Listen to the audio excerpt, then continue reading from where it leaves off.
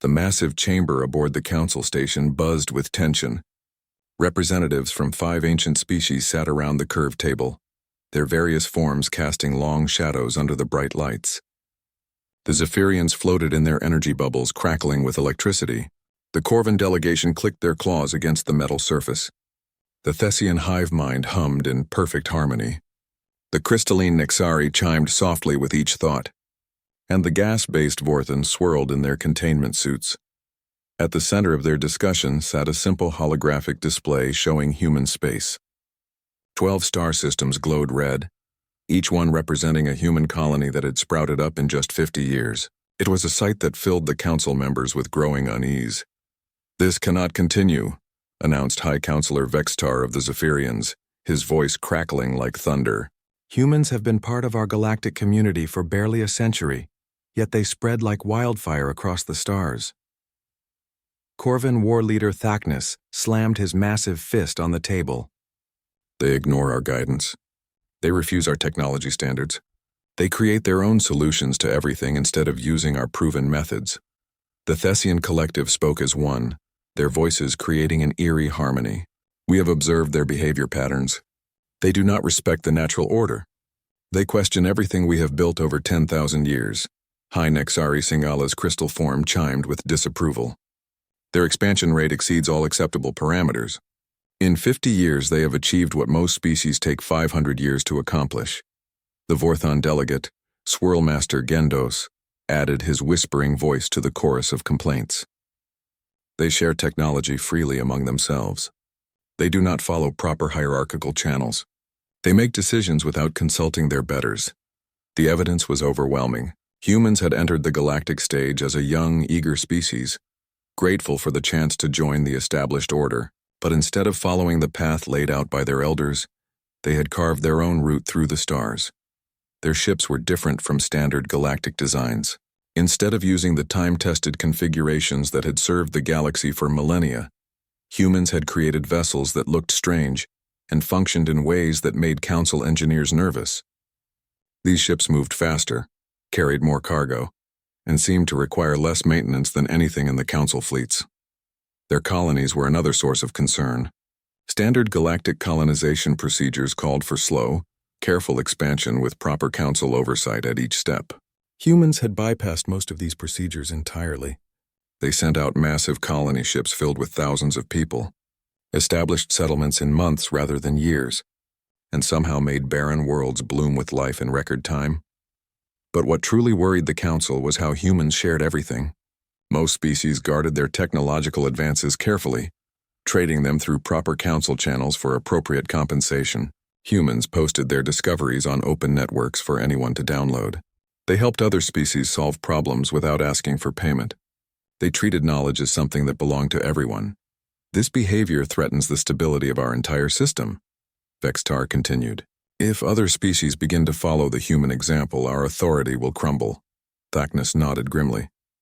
"We have reports that 17 minor species have requested direct technological exchanges with humans, bypassing our mediation entirely."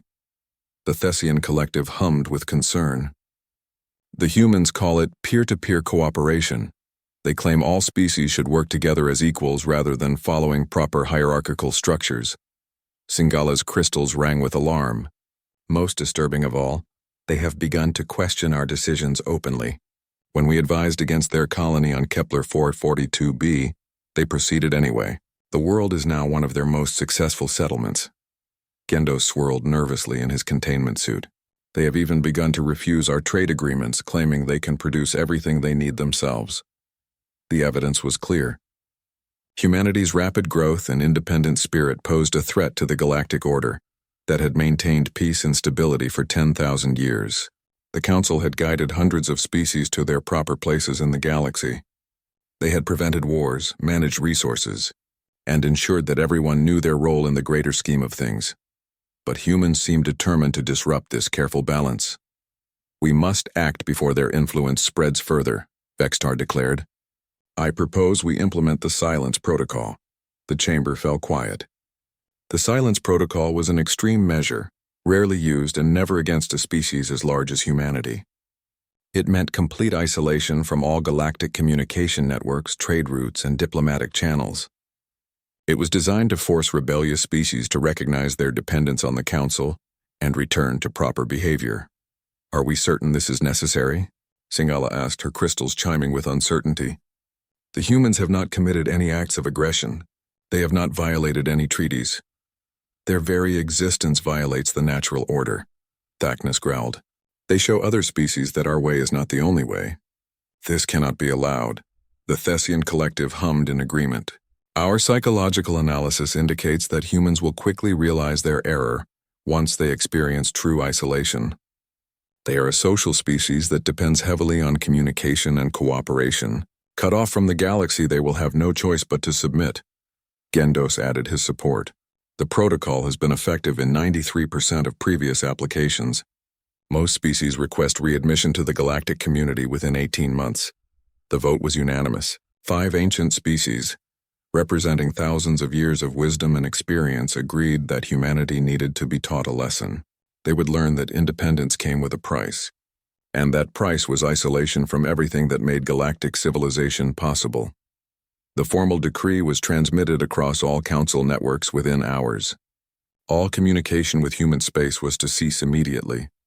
All trade agreements were suspended. All diplomatic contact was forbidden. Humanity would be given time to reconsider their rebellious attitude in complete silence. Ambassador Sarah Chen received the notification while working late in her office on the Council station. She was a small woman with graying hair and kind eyes, someone who had spent her entire career trying to bridge the gap between human enthusiasm and galactic tradition. She read the decree twice, then sat back in her chair with a heavy sigh. The communication came with a single opportunity for humanity to respond before the silence began. Chen activated her transmitter and spoke into the camera, knowing her words would be the last official communication between humanity and the Galactic Council for the foreseeable future. "Honored counselors," she began, her voice steady despite the magnitude of what was happening. "We have received your decree and understand your position. Humanity has always respected the wisdom of our elders, even when we have chosen different paths." She paused, choosing her words carefully. "We understand that our rapid expansion and independent methods have caused concern. We understand that our approach to sharing knowledge and resources does not align with traditional galactic practices. We understand that you believe isolation will teach us to appreciate the benefits of Council guidance." Another pause, longer this time. "Therefore, humanity accepts your decision. We withdraw from all galactic affairs as requested. We will not attempt to circumvent your communication blackout or violate your trade embargo. You have asked for silence, and silence you shall have." Chen's final words would echo in Council chambers for years to come, though none of them understood the true meaning at the time. "We thank you for this lesson in the power of silence. Humanity has always been quick to learn." The transmission ended. The silence began, and the Council settled back to wait for humanity's inevitable surrender. They had no idea what they had just unleashed. 18 months had passed since the Council imposed the silence protocol on humanity. High Counselor Vextar floated in his energy bubble, reviewing the latest reports with satisfaction. The strategy was working exactly as planned. "Human communication networks remain completely dark," reported his aide, a young Zephyrian whose electrical field sparked with excitement. "No transmissions detected from any of their 12 systems. No attempts to contact Council networks. No violations of the embargo." Vexitar's form brightened with pleasure. "Excellent. And their colonial expansion?" "Completely halted, sir. No new settlements detected beyond their established territories. No survey ships observed in unexplored systems." Across the galaxy, similar reports reached the other Council members. Corvin War Leader Thaknus received confirmation that human ships no longer appeared on any major trade routes. The Thessian collective noted with satisfaction that requests for direct technological exchange with humans had stopped entirely. High Nixari Singala observed that human scientific publications had ceased appearing on galactic networks. Swirl Master Gendos was pleased to learn that human diplomatic missions had been recalled from all Council worlds. Everything suggested that the isolation was having its intended effect. Humanity was learning its place in the galactic order. But then the strange reports began to arrive. Captain Vorthak of the Independent, trader vessel Stellar. Wanderer was the first to mention the ghost ships. He had been hauling cargo through the Outer Rim territories when his sensors detected a massive vessel moving through hyperspace nearby.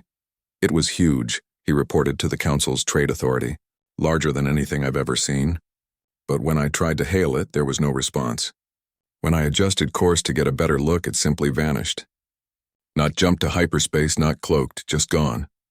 Similar reports began trickling in from across the galaxy. Independent traders, mining operations, and survey teams all reported encounters with mysterious ships that appeared and disappeared without warning. The vessels never responded to communication attempts. They never showed aggressive behavior. They simply observed and vanished. The Council's intelligence services initially dismissed these reports as sensor malfunctions or pilot error.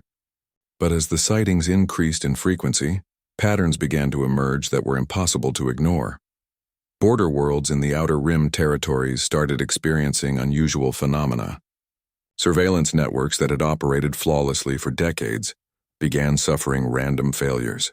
Communication relays would go offline for hours at a time, then resume operation without explanation. Long-range sensors would register phantom contacts that disappeared when investigated. More disturbing were the infrastructure improvements that appeared overnight on struggling colony worlds.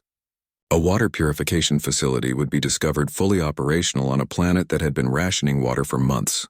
A fusion reactor would be found powering a settlement that had been using chemical batteries. Mining equipment far more advanced than anything the colonists could afford would appear at extraction sites. The improvements always came with the same pattern. No one saw who installed them. No communication accompanied their appearance. No payment was requested. The equipment simply appeared, perfectly integrated with existing systems ready to use. This makes no logical sense, Singala complained during an emergency council session. These are clearly advanced technological installations, but none of our member species report missing equipment or unauthorized technology transfers. Darkness slammed his fist on the table in frustration. Our intelligence networks are the most sophisticated in the galaxy. How can massive construction projects be occurring without our knowledge? The Thessian collective hummed with concern. We have analyzed the technology signatures of these mysterious installations. The design principles are unfamiliar but highly sophisticated. In some cases, they exceed our own capabilities. Gendo swirled nervously in his containment suit. More troubling still are the reports from our client species. 17 worlds have declined our protection services in the past 6 months. When pressed for explanations, they all gave the same response. Which was, Vextar demanded. They said they choose silence. The phrase had become a code among certain populations in the Outer Rim. When council tax collectors arrived to demand tribute, local governments would simply state, "We choose silence," and refuse to pay. When council military advisors offered their services, planetary leaders would respond with the same phrase and politely decline. When council administrators attempted to install new regulations, the response was always the same: "We choose silence." Most disturbing of all was what happened when the council attempted to enforce compliance. Military expeditions sent to collect overdue taxes would suffer mysterious equipment failures. Their weapons would malfunction at critical moments. Their communication systems would be jammed by signals that appeared to come from empty space. Their navigation computers would develop glitches that forced them to abort their missions. No shots were fired. No aggressive actions were taken against council forces, but somehow their missions always failed. "We are dealing with a new form of resistance," the Thessian collective reported. "Traditional methods of enforcement are proving ineffective against opponents who refuse to engage in direct confrontation." Vextar's electrical field crackled with anger. "Are you suggesting that these Outer Rim primitives have developed technology superior to ours?" "We are suggesting," the collective replied carefully, "that someone is providing them with assistance, someone with capabilities we do not fully understand." The Council's investigation teams had searched the affected regions thoroughly. They had found no evidence of foreign military presence. No bases, no supply depots, no command centers.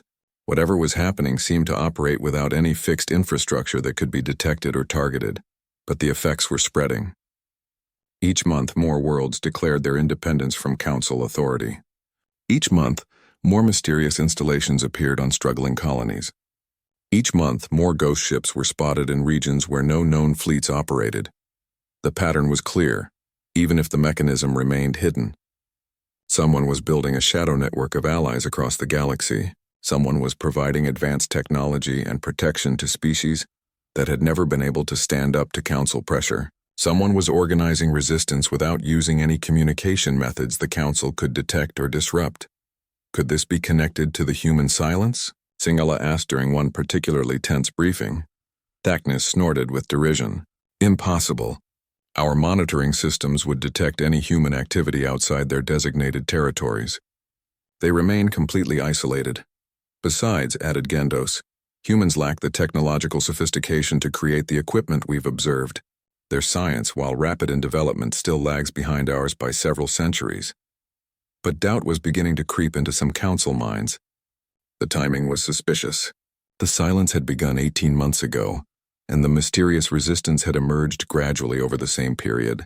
The phrase, "we choose silence," seemed too similar to humanity's acceptance of the protocol to be mere coincidence. "I want increased surveillance of human space," Vextar ordered. "Deploy our most advanced monitoring platforms. If humanity is somehow involved in this rebellion, we need proof." The surveillance missions returned with puzzling results. Long-range sensors detected normal activity in human systems. Ships moved between planets, colonies continued to function, and communication traffic flowed within human territories. But none of these activities extended beyond human borders. No ships left human space. No communications leaked out to other species. They appear to be following the protocol exactly as written, reported the Chief Intelligence Officer. Complete isolation from galactic affairs, yet the resistance continued to spread. More worlds joined the silent rebellion each month. More ghost ships appeared in the deepest regions of space. More impossible technology materialized on planets that should have been defenseless. And always, the same response when Council forces tried to investigate. We choose silence. By the end of the 18th month, the Council faced an unprecedented crisis. Their authority was being challenged not by military force or diplomatic pressure, but by a form of resistance they had never encountered before. Enemies who refused to fight, rebels who communicated without speaking, a revolution that operated in the shadows, always just beyond the reach of their most sophisticated detection systems. "Whatever is happening," Vextar admitted during a closed session with the other Council leaders, "it is not following any pattern we understand. Traditional responses are proving ineffective." "Perhaps," suggested Singala quietly, "it is time to reconsider our approach to the human situation." But the other Council members were not ready to admit that their lesson in silence had taught humanity something they had never intended them to learn. The quiet revolution continued to spread, one silent world at a time. Deep within the asteroid mining facility of Ceres Station, Dr. Elena Vasquez made the final adjustments to humanity's greatest secret. The quantum entanglement communication array hummed softly as it came online, its crystalline core pulsing with energy that existed outside normal space-time. "Network status?" she asked her team. 437 nodes active," reported her chief engineer. "Coverage extends across 83 star systems. All connections stable and undetectable by Council monitoring systems." Elena smiled grimly.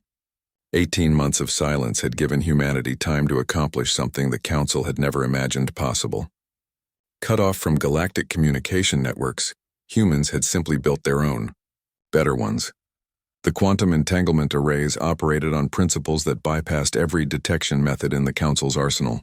Instead of broadcasting signals through hyperspace that could be intercepted, they created instantaneous connections between paired quantum crystals. The communication was faster than light, completely secure, and invisible to conventional sensors.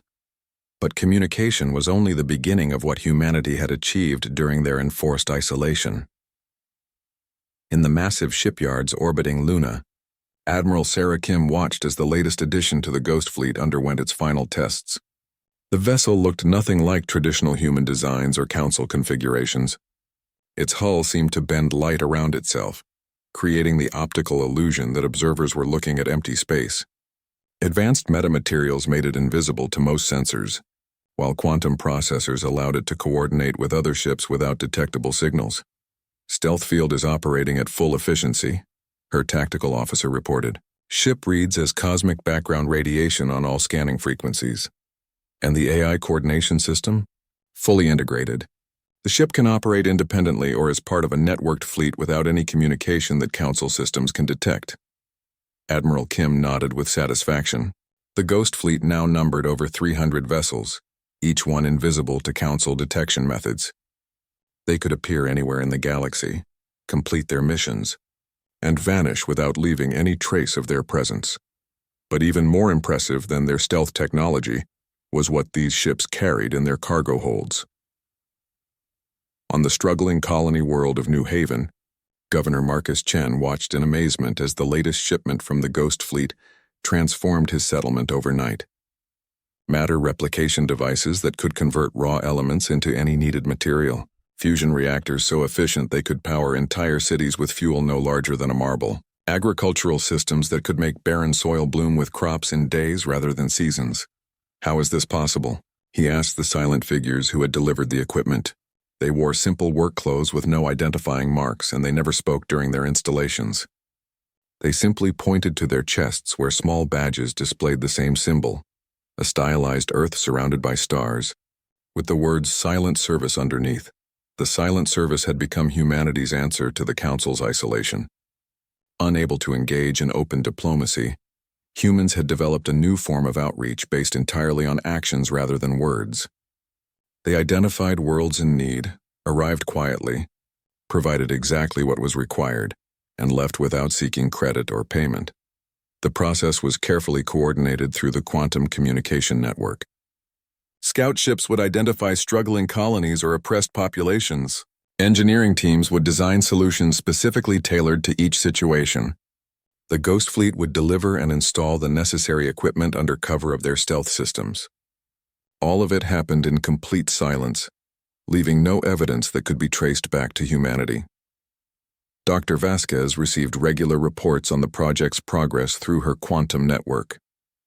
73 worlds now benefited from silent service assistance, water purification systems on desert planets, defensive shields around vulnerable colonies, medical equipment in regions plagued by disease. Always provided freely, always installed perfectly, always without any request for recognition. The psychological impact is exceeding our models, reported Dr. James Wright, humanity's leading expert on galactic sociology. Worlds that receive silent service assistance become incredibly loyal to the concept of independence from Council authority. They don't know we're helping them, but they associate their improved circumstances with their decision to embrace silence. It was a brilliant strategy born from necessity. Humanity couldn't speak to other species without violating the Council's decree, but they could demonstrate through their actions that independence was not only possible, but beneficial. Each successful silent service operation proved that species could thrive without Council guidance. The technology that made it all possible represented the greatest scientific revolution in human history. Forced to become completely self-sufficient, human researchers had broken through barriers that had limited galactic civilization for millennia. Matter replication eliminated scarcity by allowing any element to be converted into any other element through controlled atomic manipulation. Quantum processing created computers so powerful they could coordinate activities across hundreds of star systems in real time. Advanced materials science produced substances that could become invisible, invulnerable, or reconfigure themselves on command. But perhaps most importantly, humanity had solved the problem of faster-than-light travel without using hyperspace lanes controlled by the Council. Their new quantum displacement drives could move ships instantly across vast distances through folded spacetime, arriving at destinations without passing through any points that Council sensors could monitor. We're not just matching Council technology anymore, Admiral Kim reported during one of the regular quantum briefings. We're surpassing it in every meaningful category. Our ships are faster, more advanced, and completely undetectable. Our manufacturing capabilities exceed anything in known space. Our energy systems make their power sources look primitive. The irony was not lost on humanity's leadership. The Council had imposed silence to force humanity into submission, but instead it had driven them to achieve technological independence that made Council authority irrelevant. How many species have joined the silent rebellion? Asked President Maria Santos during one particularly encouraging briefing. 67 worlds have officially declined Council authority, Dr. Wright reported. Another 43 are in various stages of transition. And our intelligence suggests that even some council member species are beginning to question the traditional power structure. The Silent Service had become more than a humanitarian mission. It was proving to other species that the Council's protection wasn't necessary, that their technology wasn't irreplaceable, and that their authority wasn't absolute. Each world that chose silence became a beacon for others, demonstrating that independence was possible.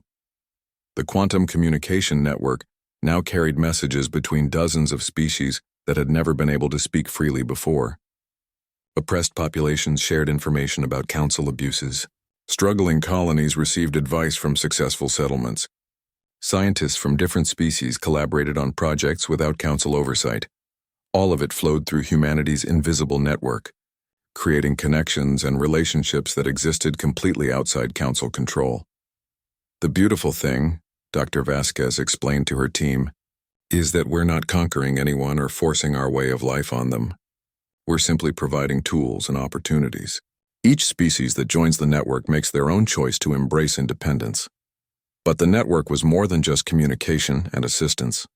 It was becoming a shadow government that operated according to principles the Council had never understood. Instead of hierarchy and control, it emphasized cooperation and mutual aid. Instead of restricting knowledge, it shared discoveries freely. Instead of demanding tribute, it provided resources without cost. The contrast with council governance was becoming impossible for many species to ignore. We're receiving requests for silent service assistance faster than we can respond, Admiral Kim reported.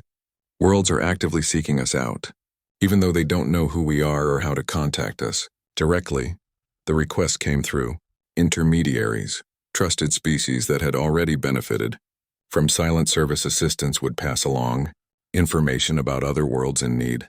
The network had become self-sustaining, with new members recruiting additional participants without any central coordination required. What concerns me, President Santos admitted, is how the Council will react when they finally understand what's happening. They can't ignore this rebellion forever. Dr. Wright had been studying that question extensively. Our analysis suggests they're approaching a breaking point. They're losing authority faster than they can compensate. Traditional enforcement methods aren't working against opponents who refuse to engage in direct confrontation. And when they realize humanity is behind it, that, Dr. Wright said grimly, is when things become truly interesting. But for now, the silent revolution continued to spread. Ghost ships carried hope to distant worlds. Quantum networks carried knowledge across impossible distances. The Silent Service carried out impossible missions with technology that shouldn't exist. And in the shadows between the stars, humanity Prepa High Counselor Vexitar's energy field crackled with barely controlled fury as he studied the latest reports. 3 years had passed since the Silence Protocol was imposed on humanity, and the galaxy was falling apart around the Council's ears. Explain to me again how we have lost control of 60% of the Outer Rim territories, he demanded, his electrical discharge causing lights to flicker throughout the chamber. Intelligence Chief Mordak, a young Zephyrian who had risen quickly through the ranks, shifted nervously in his energy bubble. The pattern is consistent across all affected regions, High Counselor. Local governments declare independence by stating they choose silence, then they cease all cooperation with Council authority. And our response? Every enforcement mission has failed, sir. Our fleets suffer equipment malfunctions, communication disruptions, and navigation errors that force them to abort their operations. No hostile action is ever taken against our forces, but they become unable to complete their objectives. Corvin War Leader Thaknis slammed his massive fist against the table, leaving another dent in the reinforced metal surface. This is impossible. We have the most advanced military in galactic history. How can primitive colonial worlds resist our forces? The Thessian collective hummed with distress, their harmony more discordant than usual. We have conducted extensive analysis of these incidents. The equipment failures appear random, but the timing is always precise. Weapon systems malfunction exactly when they would be needed. Communication jamming occurs at the most critical moments. It suggests coordination by an intelligence far more sophisticated than these worlds should possess. High Nexari Singala's crystalline form chimed with worry. More troubling are the reports from our remaining client worlds. They speak of impossible deliveries arriving in the night, advanced technology that exceeds our own capabilities, infrastructure projects completed without any visible construction efforts. Swirl Master Gendos added his whispering voice to the chorus of concern. Our economic projections indicate complete collapse within 18 months if current trends continue. Trade revenues have dropped by 70%. Military expenditures have increased by 400% trying to maintain control. The mathematics are unsustainable. Vextar absorbed this information with growing alarm. The Galactic Council had maintained stable rule for 10,000 years through a careful balance of technological superiority, economic control, and military force. But that balance was crumbling faster than they could compensate. "Show me the intelligence reports on these ghost ships," he ordered. Mordak activated the holographic display, filling the chamber with tactical data that made no sense. "We have confirmed sightings of these vessels in 47 different star systems over the past 6 months. They appear without warning. Complete unknown objectives then vanish without trace. Size estimates, ranging from small courier vessels to massive dreadnoughts larger than anything in our fleet database. But here's what makes no sense. Sir, they never appear on our sensors as anything but cosmic background radiation until visual confirmation is achieved." Thaknis studied the data with the eye of an experienced military commander. "These stealth capabilities are beyond anything we've developed. Our best cloaking technology still produces detectable distortions in subspace. These ships seem to exist outside normal sensor parameters entirely. Could they be using some form of dimensional manipulation?" Singala asked, her crystals ringing with scientific curiosity despite the dire situation. "We have no theoretical framework for such technology," the Thessian collective replied. "Our greatest scientists have reviewed the data extensively.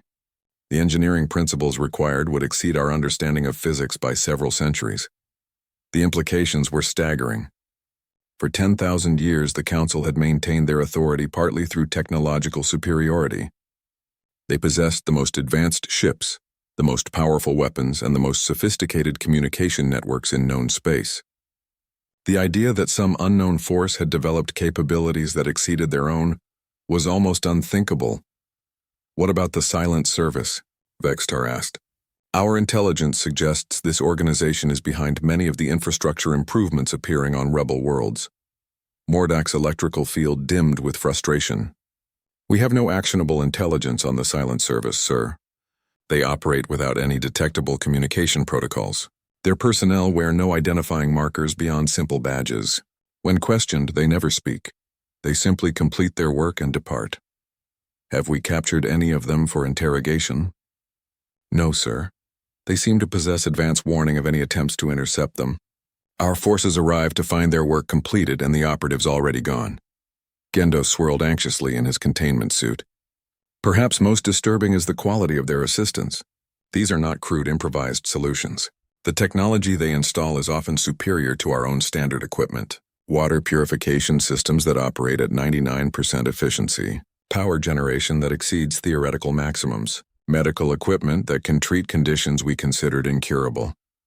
The evidence painted a picture that the Council was reluctant to accept. Someone had developed a shadow network that operated across hundreds of star systems without using any communication methods they could detect. Someone had created stealth technology that made their ships invisible to the most advanced sensors in the galaxy. Someone had solved engineering problems that had stumped Council scientists for centuries. "What intelligence do we have on human activities during this period?" Vextar asked, though he dreaded the answer. "Human space remains completely isolated," Mordak reported. "No ships detected leaving their territories. No unauthorized communications intercepted. They appear to be following the silence protocol exactly as written." But Vextar could hear the hesitation in his intelligence chief's voice. "Sir, the timing of these developments correlates perfectly with the implementation of the protocol. The first ghost ship sightings occurred approximately 4 months after humanity went silent. The Silent Service began operations 6 months later.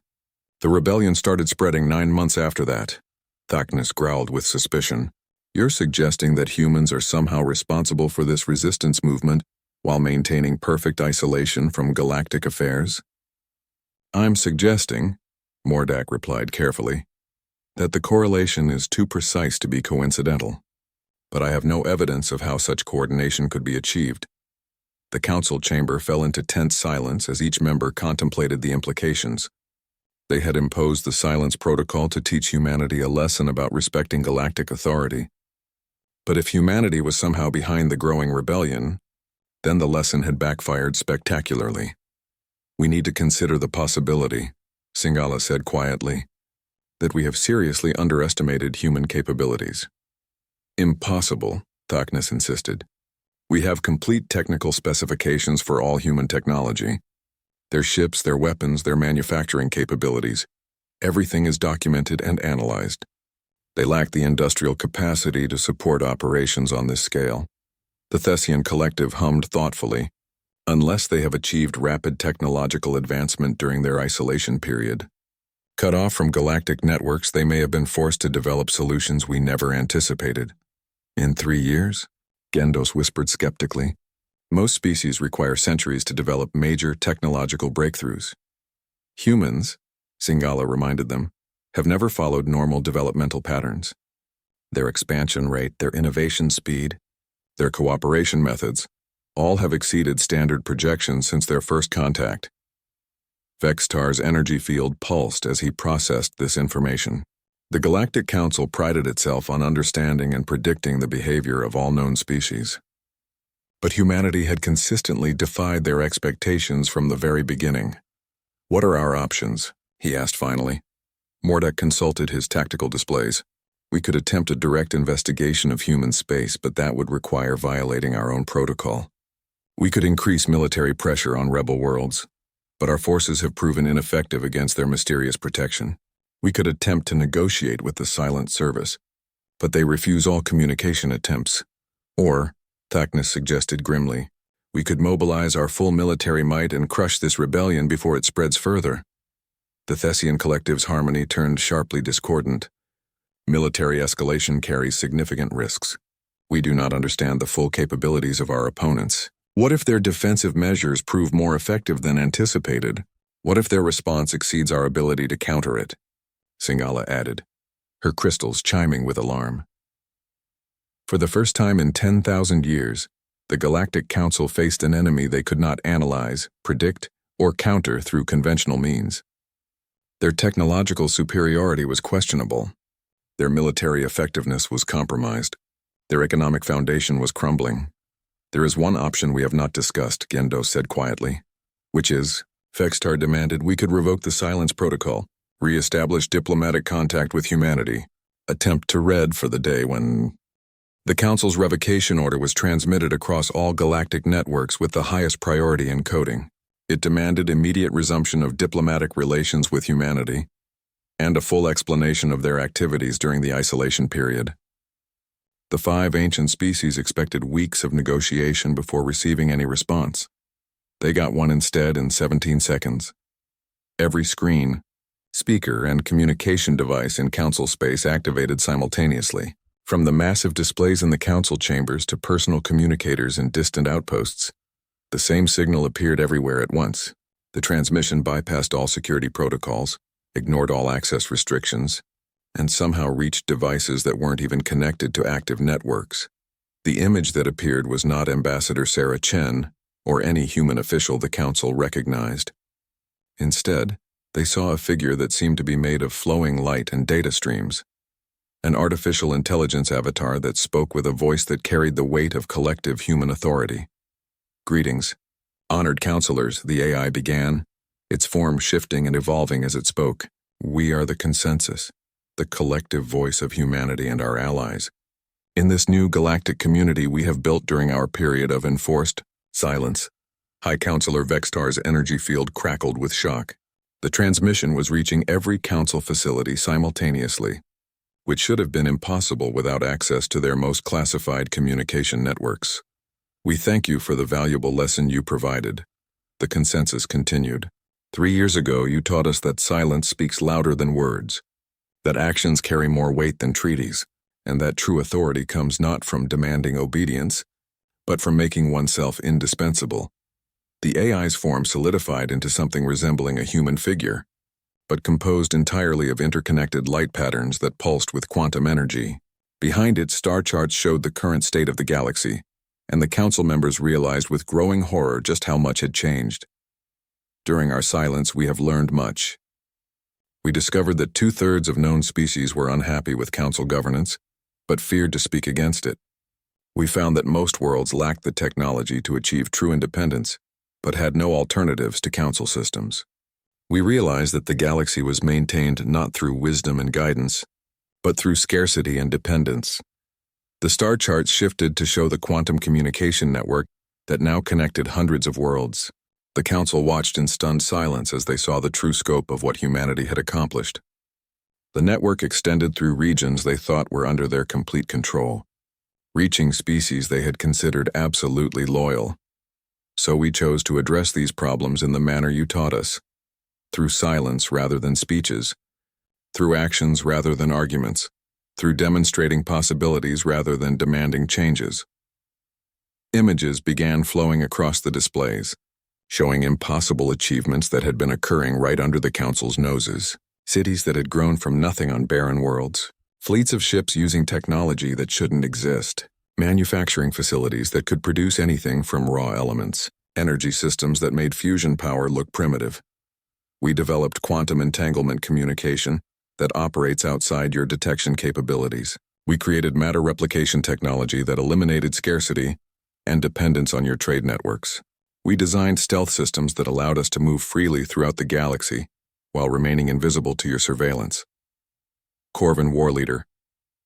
Thaknis slammed his fist against the table, but for the first time in his military career, the gesture felt powerless rather than threatening. The images showed human ships that dwarfed anything in the council fleets, moving through space using propulsion methods that violated every law of physics he understood. But most importantly, the consensus continued, we learned how to listen. We heard the voices of species that had been silenced by your system. We discovered worlds that struggled in poverty while their resources were extracted for council profit.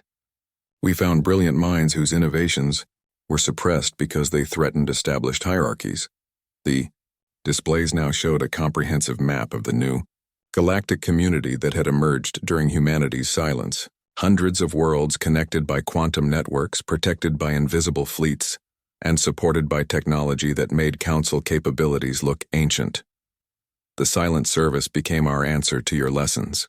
Unable to speak to other species without violating your decree, we chose to demonstrate through our actions what cooperation could accomplish.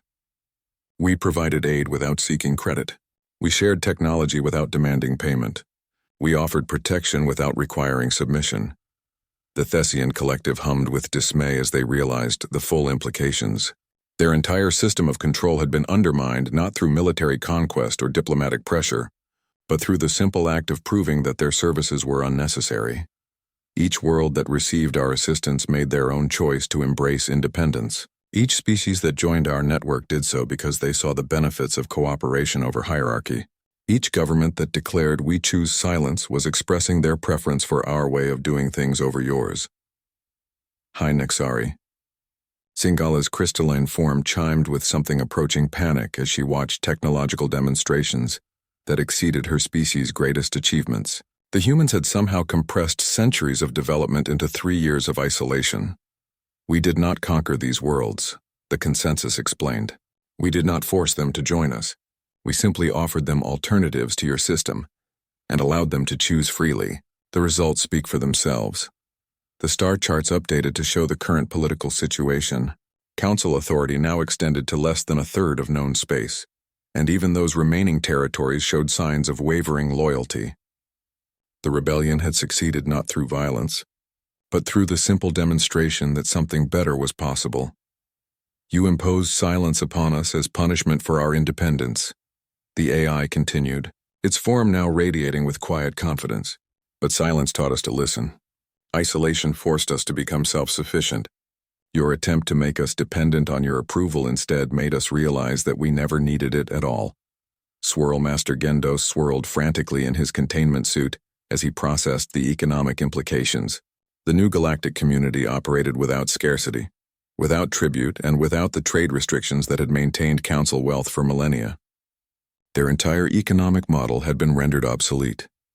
Now you ask us to break our silence and explain our actions. We are happy to comply, because our silence has served its purpose. We no longer need to hide our capabilities or conceal our network. The galaxy has seen what we can accomplish, and 2/3 of it has chosen to join us.